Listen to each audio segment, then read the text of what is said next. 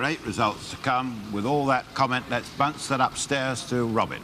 And with me, the Deputy Leader of the Conservative Party, Mr. Reginald Maudling, certain to be the second man in Mr. Heath's administration. He may be Chancellor of the Exchequer, possibly Foreign Secretary, but most people think, and I think this is probably right, I won't ask him because he won't tell me, probably the Deputy Prime Minister or some such post like that, the man in charge of the big policy committees, the kind of Lord Butler or Rab Butler of this administration. I don't necessarily mean that in every sense. Mr. Maudling, what do you say about this campaign and the achievement of your leader, Ted Heath? Oh, the great thing is Ted's triumph entirely, and he never wavered in his confidence he was going to win. He was a one man who all the way through knew he was going to win. I admire him enormously for it. Do we deduce from that you occasionally were a bit nervous? I thought we'd run him pretty close. I wasn't as confident we'd win by this sort of margin. Did you ever see Ted Heath downcast, losing his nerve, getting rattled? Never, and I saw him pretty often, day and night, frankly. Are you seeing him tonight? I've no idea at the moment. You haven't any plans to dine with him and crack a bottle of champagne? No, I've certainly not plans to get some sleep after having none last night. Mr.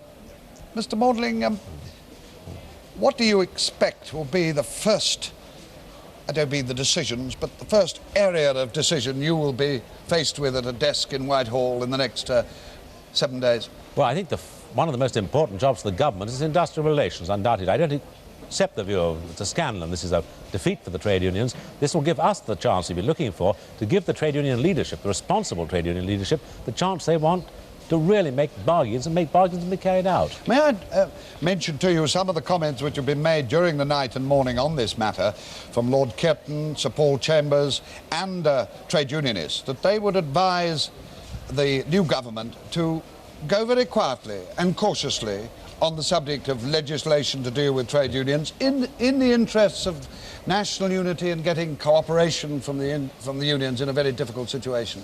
Well, of course, I think it was Clive Jenkins this morning advised me that we should be sensible. Of course we'll be sensible. And discussion before action is the principle. There's Mr. Heath in his car. He has indeed come up from underneath the car park, underground car park at Swiss Square, and he's now on his way back, presumably on his way back to Albany, because he's not due to see Her Majesty the Queen until 7 o'clock tonight, I think the time is, at Buckingham Palace. Her Majesty the Queen is, of course, at Ascot. She's coming back from Windsor. And now back to you, Robin. And also with me is another senior member of the new government, almost certainly, Sir Peter Rawlinson, returned for Epsom. Sir Peter, as a former Solicitor General, is an obvious possibility as Attorney General. I won't ask him, but he could be Lord Chancellor, though I think probably that would go to Mr. Hogg if Mr. Hogg didn't want the Home Office. And if Mr. Hogg wanted the Home Office, then it might be Lord Dillon. But we'll see, we'll see. He's not too young to be Lord Chancellor. He's 50, and there were Tory Lord Chancellors such as Lord Birkenhead at the age of 40-odd. So, Peter, what did you feel was the reason that the Tory party did better than a lot of people expected? I don't think they liked the style of the campaign run by Harold Wilson. I got this impression very much across the country that they really didn't believe that he was dealing with these problems, and I think they were impressed by the hammering that was going on from Ted Heath, trying to bring the issues in front of them, and they didn't think they were getting from Harold Wilson the answers. I did a short broadcast to America over the satellite this morning, and one of the things I said that was remarkable here is that despite certain apprehensions, there was a total absence of any violence, other than the usual fun and egg throwing and heckling.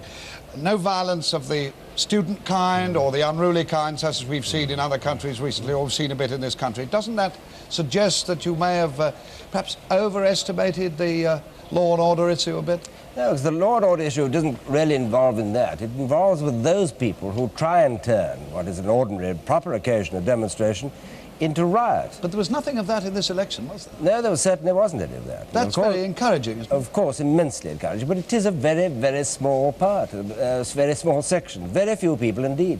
And these are the people who do try and destroy other people's rights, and other people's rights include the right to demonstrate. These people try and turn those into something which is a crime, which is a riot.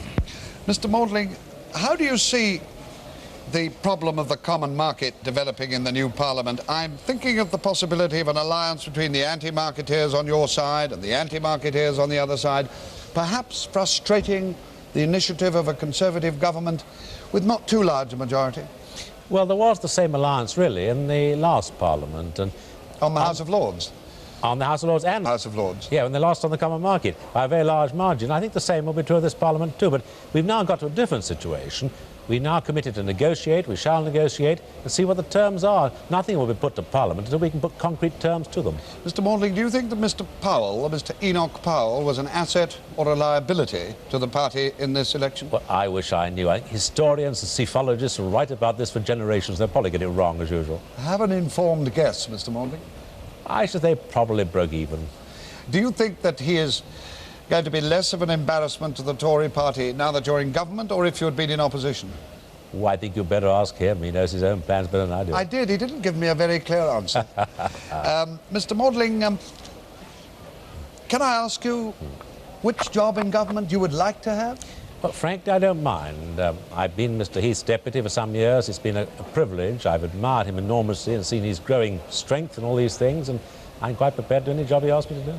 But you don't have any great urge to go back to the Treasury? No, it'd be very interesting. But it's up to him, not to me. Mr. Maudling, we'll see what we shall see. Thank you. Meanwhile, number 10, whilst